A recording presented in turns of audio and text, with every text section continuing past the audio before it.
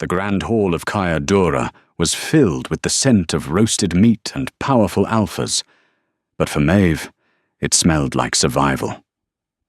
When her knees finally gave out from weeks of starvation right before the ruthless Alpha King, she expected a death sentence. Instead, he violently snarled. Mine.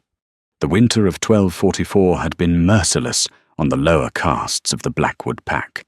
The frost had settled over the sprawling stone fortress of Caer Dura months ago, freezing the rivers and choking the life from the hunting grounds.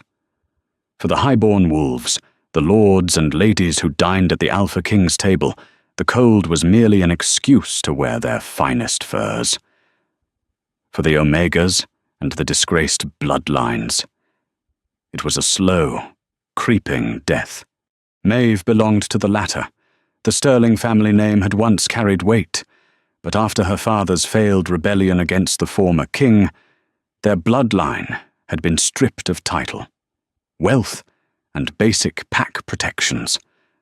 Now, at 20 years old, Maeve was little more than a ghost haunting the scullery, keeping her head down and her scent muted to avoid the wrath of the nobility. Her stomach gave a hollow, scraping churn as she pulled the laces of a moth-eaten velvet gown tight against her waist. There was no flesh left to cinch. Beneath the heavy, faded blue fabric, her ribs protruded like the rungs of a wooden ladder. She had not eaten a solid meal in 19 days. The meager rations of oat and bone broth that trickled down to the lower castes had been entirely surrendered to her younger sister, Clara, whose lungs rattled with the winter sickness. You don't have to go. Maeve. Clara wheezed from the small cot in the corner of their damp cellar room. If you faint in front of them, if you show weakness, they will cull you. I have to go, Maeve whispered, her voice trembling as a wave of dizziness washed over her. She gripped the edge of a splintered wooden table to steady herself. It is the decennial mating ball. By decree of King Dominic, all unwed females of age must present themselves. If I am absent, the guards will drag us both into the courtyard and hang us for defiance. Clara squeezed her eyes shut, a tear slipping down her pale cheek. He won't choose you. He'll choose Lady Genevieve of the Montgomery line. Everyone knows it. Maeve gave a dry, humorless smile. I do not want him to choose me. Clara, I only want to stand in the back, be counted by the pack historians, and perhaps steal a piece of bread from the servants' clearing when the lords are distracted. The thought of food, real, warm food, sent a painful cramp through her abdomen. She wrapped a frayed shawl over her shoulders, her fingers numb with the cold. Upstairs. The great hall was a deafening symphony of wealth and primal power. Hundreds of wolves from the Northern Coalition had gathered. The massive hearths roared with whole oak trees, casting a golden, flickering light over the tapestries of blood and conquest. Long wooden tables groaned under the weight of roasted boar, venison dripping with fat, spiced wines, and fresh, crusty bread. When Maeve slipped through the heavy iron-wrought doors, the sheer force of the heat and the smell of the feast hit her like a physical blow. Her vision swam. The intoxicating aroma of roasted meat forced a rush of saliva into her mouth, and her knees buckled for a fraction of a second before she locked them. She pressed herself against the cold stone wall, inching her way toward the shadowed columns where the lesser wolves were corralled. The air was thick with the scent of expensive perfumes, musk, and the overwhelming, suffocating pheromones of the dominant alphas. At the center of the hall stood Lord Montgomery, laughing boisterously, holding a goblet of wine. Beside him was his daughter, Lady Genevieve. She was a vision of terrifying beauty, draped in crimson silk and white wolf pelt, her eyes sharp and predatory. The Montgomery family controlled the grain routes through the eastern valleys. It was a poorly kept secret that King Dominic intended to take Genevieve as his mate tonight, to solidify a political alliance and save his people from the famine that was ravaging the outskirts of his territory. And then the heavy war horns blew. The chatter instantly died. The music ceased. A heavy, terrifying silence fell over the hall as the massive doors behind the dais swung open. King Dominic of the Blackwood lineage stepped into the light. He was a mountain of a man, built of muscle and war-scarred flesh. His dark hair was swept back from a face carved from granite, his jaw sharp and unforgiving.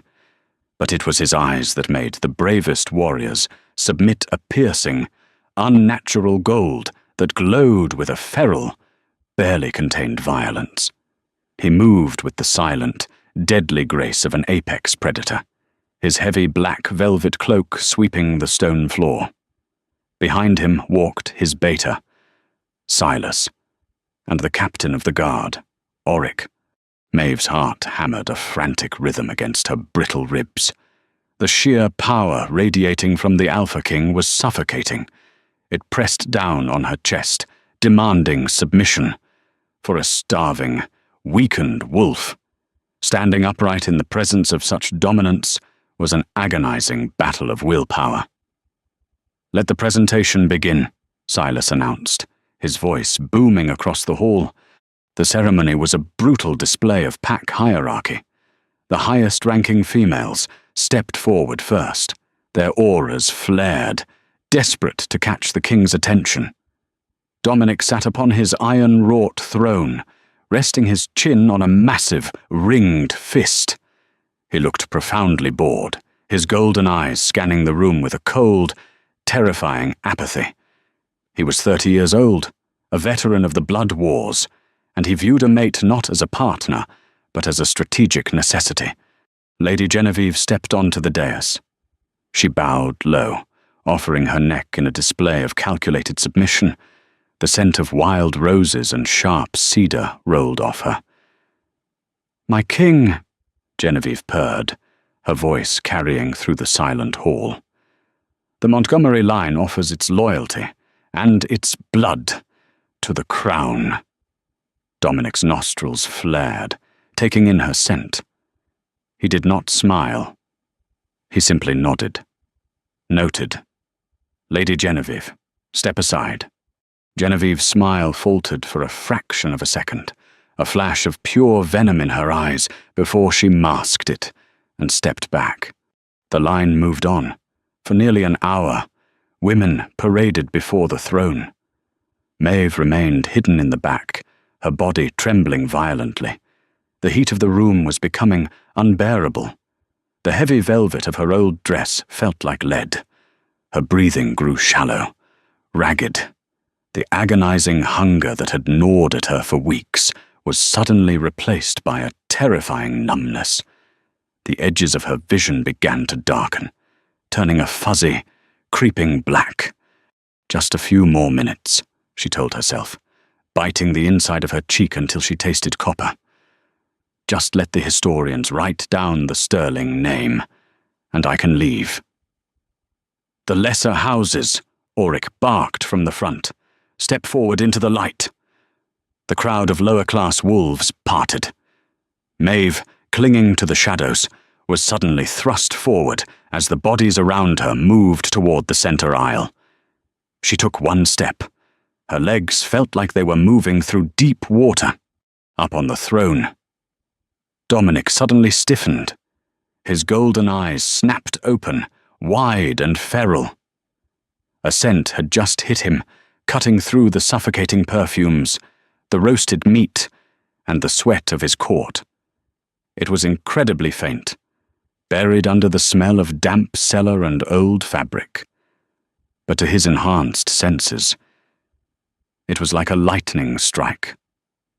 Rainwater, crushed rosemary, and sweet vanilla. His wolf, dormant and cynical for decades, suddenly slammed against the cages of his mind, howling with a primal, world-shattering demand. "Mate!" Dominic gripped the armrests of his throne, the iron groaning and bending under his sudden, monstrous strength. He stood up, his massive frame casting a terrifying shadow. The entire hall went dead silent, the air instantly thickening with the king's raw, unrestrained dominance. Down in the aisle, Maeve took a second step. The numbness reached her brain.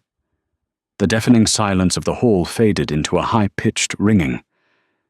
She looked up toward the dais, but she couldn't see the king. She only saw a blinding, golden light. "I'm sorry, Clara," she thought. Her knees buckled. The collective gasp of 500 wolves echoed off the stone walls as Maeve collapsed.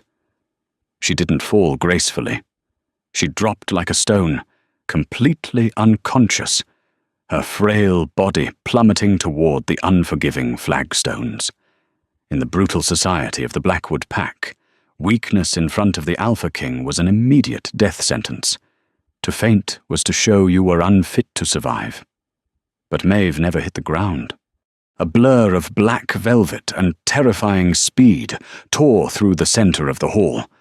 The impact of the king's movement sent several heavy wooden tables crashing backward, spilling wine and food across the floor.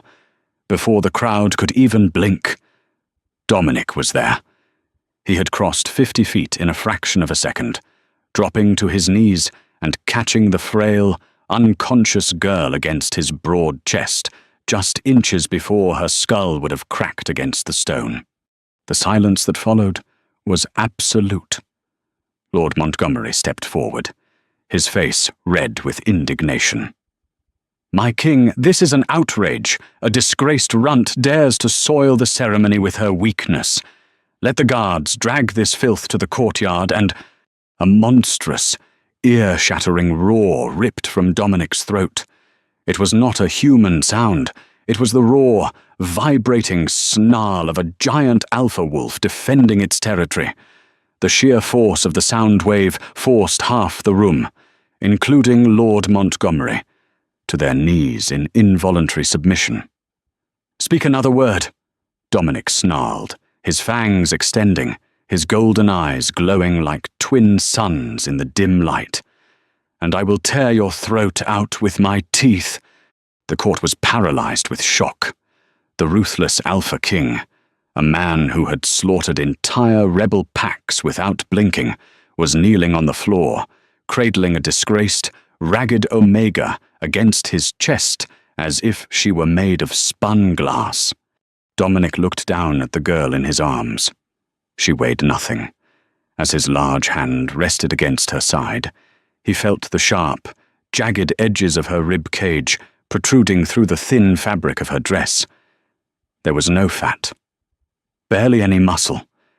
She was quite literally starving to death. A violent, terrifying rage began to boil in his blood, hotter than any fire he had ever felt. His mate, the other half of his soul, the woman the gods had chosen for him, was starving in the damp cellars of his own god-forsaken keep. He gathered her against his chest, wrapping his heavy, fur-lined cloak securely around her freezing body. The scent of crushed rosemary and vanilla wrapped around his senses, calming the violent beast within him just enough to keep him from slaughtering the entire room. "Silas," Dominic commanded, his voice deadly quiet, echoing menacingly off the silent walls. "Lock the gates of Kayadora. No one leaves this fortress tonight. Find out who controls the rations in the lower wards." "Yes, my king," Silas replied, bowing low, his eyes wide with the realization of what had just happened. Dominic stood, lifting Maeve effortlessly into his arms. He didn't spare a single glance at Lady Genevieve, who was staring at them with pale, unrestrained fury. He turned his back on his court, carrying his unconscious mate up the stone stairs toward the royal chambers. He held her tight against his heart, his jaw set in stone. He had found her, and he would burn the entire kingdom to the ground before he ever let her go. The first sensation Maeve registered was not the gnawing, acidic pain in her stomach, but heat. It was a thick, enveloping warmth that seeped into her aching bones, melting the permanent frost that had settled in her marrow over the long winter. She inhaled slowly, her senses overwhelmed by the scent of burning cedar, aged leather, and a deep, intoxicating musk that made her pulse flutter against her throat. Her eyes fluttered open. She was no longer in the damp, freezing cellars of the lower wards. She was lying in the center of a bed so massive it could have comfortably fit 10 wolves. The sheets beneath her were spun from the finest, softest silk she had ever touched, and she was buried under a mountain of heavy black wolf pelts. Panic, sharp and immediate, pierced through the haze of her exhaustion. Maeve bolted upright, her heart hammering wildly against her fragile ribs. The room was cavernous, constructed of dark, polished stone and illuminated by a roaring fire in a hearth the size of a small carriage. Tapestries depicting the ancient victories of the Blackwood Pack hung from the walls. "Do not move so quickly." The voice came from the shadows near the balcony. It was a low, resonant baritone that vibrated through the floorboards and settled deep within her chest. Maeve froze, pulling the heavy pelts up to her chin. King Dominic stepped into the light of the fire. Without his heavy war cloak, he looked even more intimidating. He wore a simple black tunic that stretched tight across his broad shoulders and chest, his arms corded with heavy muscle. His golden eyes were fixed entirely on her, completely devoid of the terrifying apathy he had displayed in the great hall. Now, they burned with a fierce, possessive intensity. "Where?" Maeve's voice cracked, dry as dust. "Where am I?" "The ceremony. I have to go back to the cellars. If I am found here, Lord Montgomery will have me whipped." Dominic's jaw clenched, a muscle feathering in his cheek. He crossed the room with agonizing slowness, moving as if he were approaching a wounded bird. He sat on the edge of the mattress, the bed groaning under his immense weight. "You are in the royal chambers. Maeve of House Sterling," Dominic said softly, his golden eyes scanning her pale, terrified face. "And if Montgomery or any other wolf in this fortress ever looks at you with a raised hand, I will sever their heads and mount them on the gates of Cerdura." Maeve stared at him, entirely bewildered. The Alpha King was a myth to the lower castes, a ruthless warlord who only cared for conquest and power. Yet, the man looking at her now seemed entirely consumed by her presence. Dominic reached over to a silver tray resting on the bedside table. He picked up a porcelain bowl. Steam rose from it, carrying the rich, savory aroma of spiced beef broth and marrow. Maeve's stomach gave a violent, painful lurch, and her mouth flooded with saliva. Her eyes locked onto the bowl, her pupils blowing wide in feral hunger. "Doctor, Harrison, the royal physician, says your body cannot handle solid food yet," Dominic explained, his voice gentling even further. He dipped a silver spoon into the rich broth. "You have been starving for a very long time. I need you to drink this." Slowly, he held the spoon toward her lips. Maeve's survival instincts screamed at her to lunge forward and devour the entire bowl, but she hesitated. In the lower castes, nothing was ever freely given. Every crust of bread had a price. "Why are you doing this?"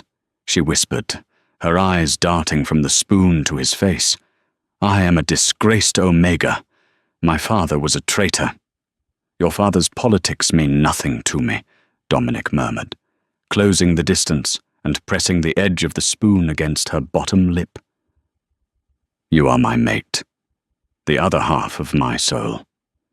From the moment your scent hit me in that hall, you ceased to be an omega of the lower wards. You became a queen.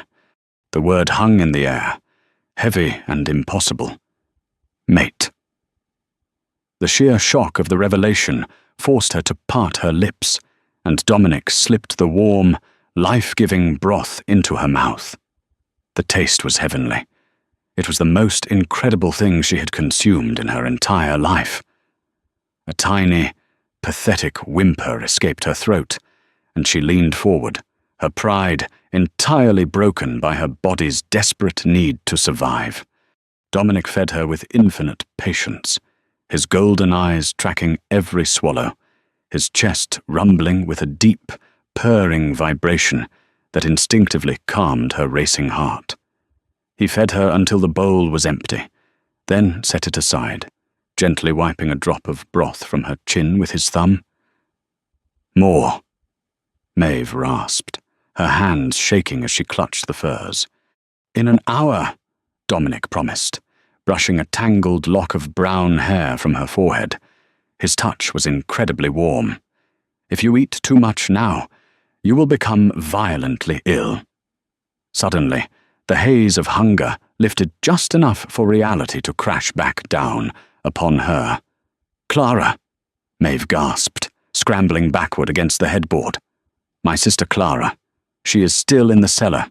She is sick with the winter rot, and she hasn't eaten in days. I gave her my rations, but it wasn't enough. Dominic's hand froze mid-air. The gentle, purring vibration in his chest stopped, replaced instantly by a terrifying, suffocating stillness. The air in the room seemed to drop 10 degrees. Rations, Dominic repeated, his voice dangerously quiet. What do you mean? You gave her your rations. The Crown provides a surplus of grain, salted meats, and firewood to the lower wards every week. I signed the ledgers myself. Maeve let out a bitter, choked laugh, tears of desperation welling in her eyes. Ledgers, do you truly believe what your lords put on paper? Your Grace. We have seen no meat since autumn. Lord Montgomery's overseer, Bailiff Castell, intercepts the carts at the eastern gate. He sells the royal grain to the human border towns for silver, and leaves us with rotting oats and bone scraps. Anyone who speaks out is beaten to death. Dominic stood up. The movement was so sudden, so steeped in violent intent, that Maeve flinched. The Alpha King stood perfectly still in the center of the room, his fists clenched so tightly at his sides that the leather of his bracers groaned. The golden glow of his eyes bled into a deep, blood-red crimson. His chest expanded as a monstrous, rattling snarl began to build in his throat. His mate had been starving to death in his own castle. Her sister was dying in the freezing damp, all while the men he had entrusted to care for his pack were feasting on roasted boar in the hall below, drinking wine paid for by the suffering of his people. Rest. Maeve, Dominic ordered, his voice no longer human.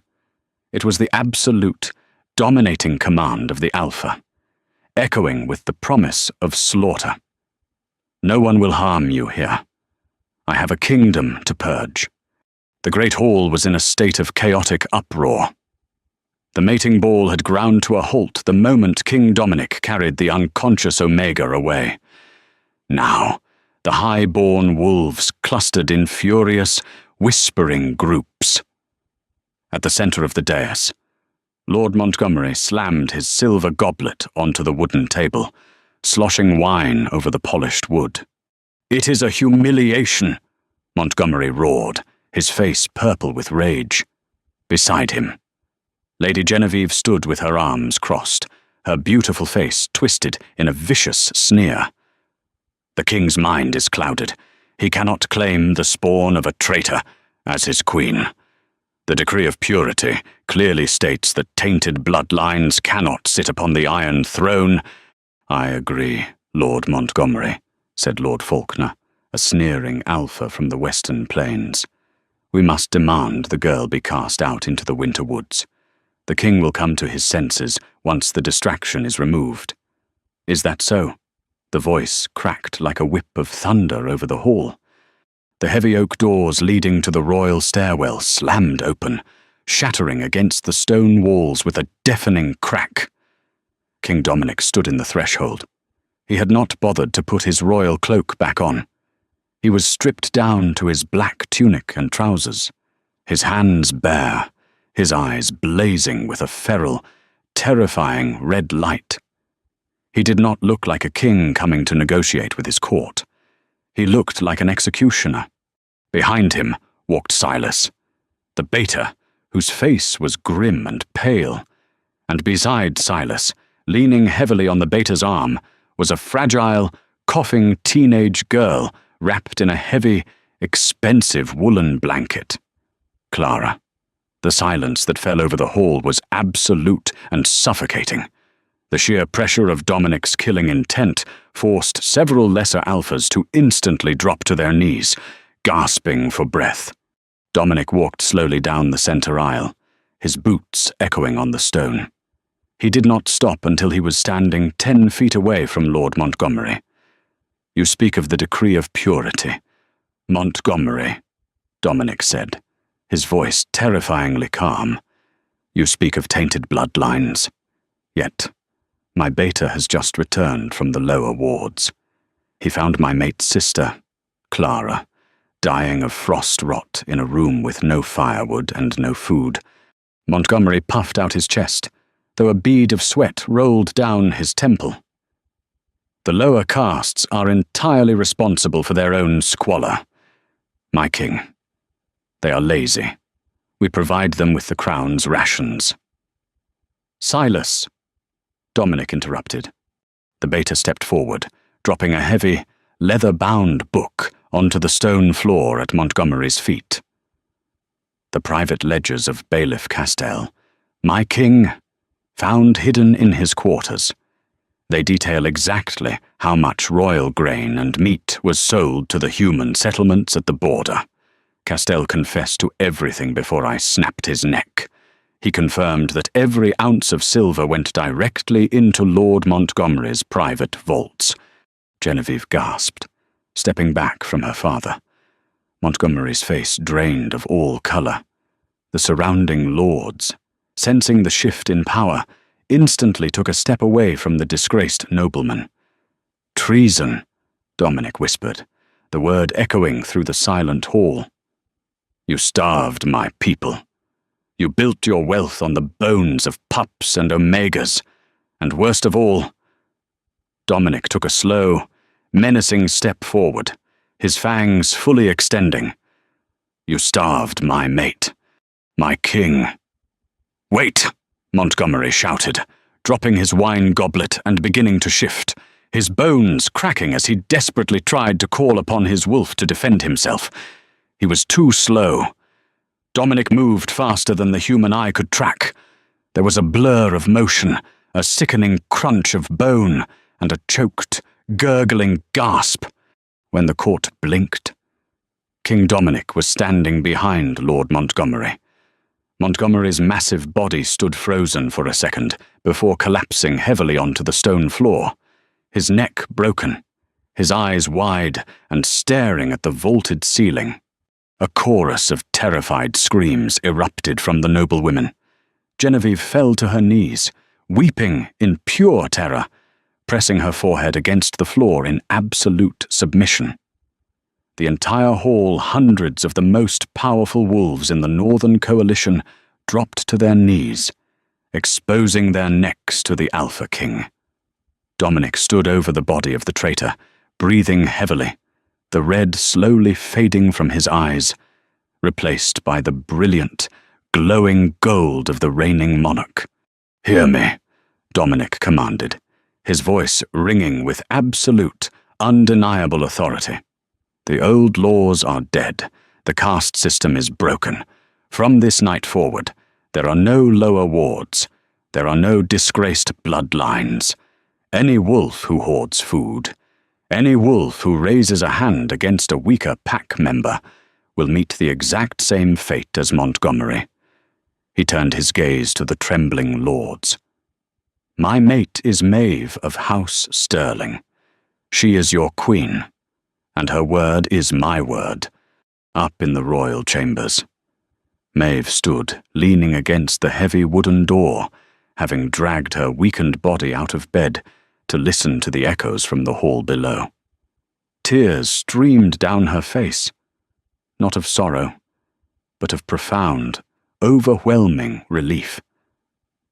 The winter of 1244 had been merciless, but as the Alpha King's roar of absolute victory echoed through the stone halls of Caer Dura, declaring her safe, declaring her chosen, Maeve knew that she would never feel the cold again. Did the Alpha King's brutal justice satisfy your craving for werewolf romance and revenge, Maeve went from a starving outcast to a powerful queen in one night. But the political intrigue in Caer Dura is just beginning. If you loved this intense, twist-filled fantasy drama, hit that like button, share this epic story with your fellow pack members, and subscribe to our channel for more thrilling werewolf chronicles. Drop a comment below.